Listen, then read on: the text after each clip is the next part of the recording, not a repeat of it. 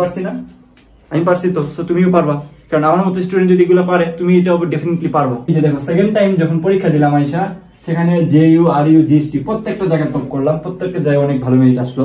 আমি আসসালামু আলাইকুম ওয়া রাহমাতুল্লাহ, আমি জাহিদ হাসান, পড়াশোনা করছি সাস্টে ইন্ডাস্ট্রিয়াল ইঞ্জিনিয়ারিং। আমি খুব একটা বেশি কোশ্চেন ইদানিং যেটা পাচ্ছি যারা সেকেন্ড টাইমার আছে তাদের কাছ থেকে, বিশেষ করে যে ভাইয়া সেকেন্ড টাইমে কি আসলে পসিবল, আসলে কি সেকেন্ড টাইমে চান্স পাওয়া সম্ভব, আমি যদি ভালো মতো চেষ্টা করি, আমার পক্ষে যদি সর্বোচ্চ পরিমাণ চেষ্টাটা আমি করি, তাহলে আমার পক্ষে কি ভালো কোনো জায়গায় যাওয়া পসিবল, সাস্টের কোনো ইঞ্জিনিয়ারিং এ যাওয়া পসিবল?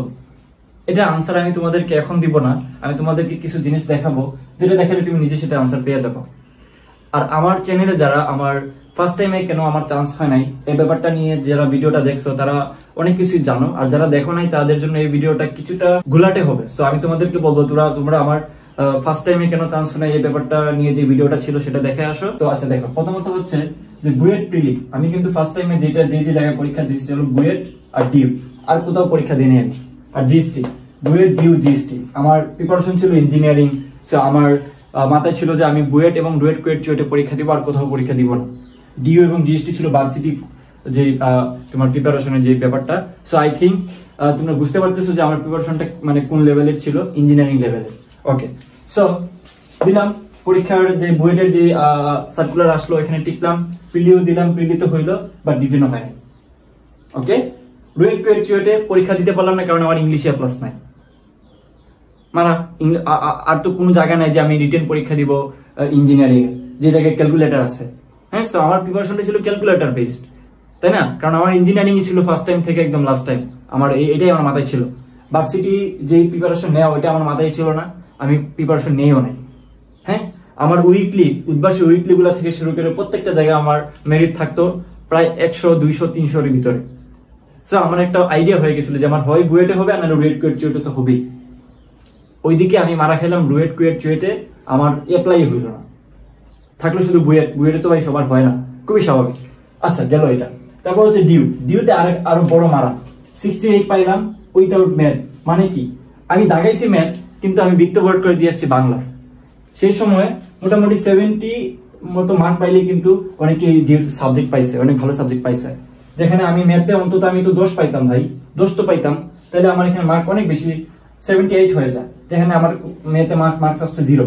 তাহলে এই যে বারবার হোঁচট খাওয়া, অলরেডি আমি ইঞ্জিনিয়ারিং এ আমার স্বপ্ন তো গেলই, সাথে সাথে হচ্ছে যে ডিওতে মারা খেলাম।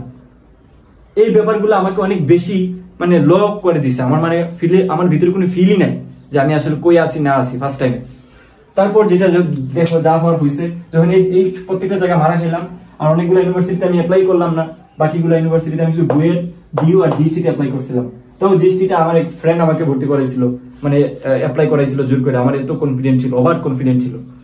তো যাই হোক, তারপর জিএসটিতে যেটা হওয়ার হইলো, জিএসটিতে খাইলাম মারা 39.25। আমাদের সময় প্রথম গুচ্ছ পরীক্ষা হইলো এবং ওইখানে সবচেয়ে কঠিন কোয়েশ্চেন আসছিল এবং ওইখানে মারাটা খাইলাম। ওকে, সেই জায়গাটা থেকে এই যে দেখো সেকেন্ড টাইম যখন পরীক্ষা দিলাম আইসা, সেখানে জেইউ আরইউ জিএসটি প্রত্যেকটা জায়গায় টপ করলাম, প্রত্যেকটা জায়গায় অনেক ভালো মেরিট আসলো।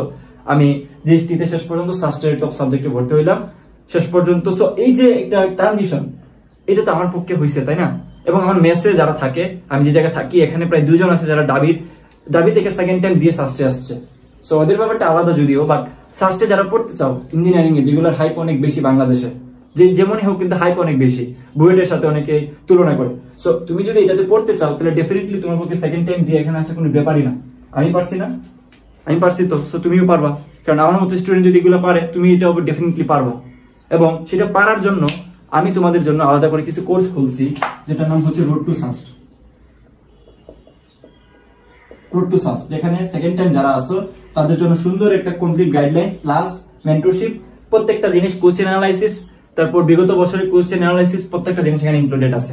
সো তোমরা যারা সেকেন্ড টাইমে ভর্তি হতে চাও তাহলে ডেফিনেটলি আমার ডেসক্রিপশনে দেওয়া লিংক থেকে ভর্তি হয়ে যাও। আই থিঙ্ক তোমাদের একটা লম্বা জার্নির মধ্যে আমি তোমাদের অনেক বেশি হেল্প করতে পারবো।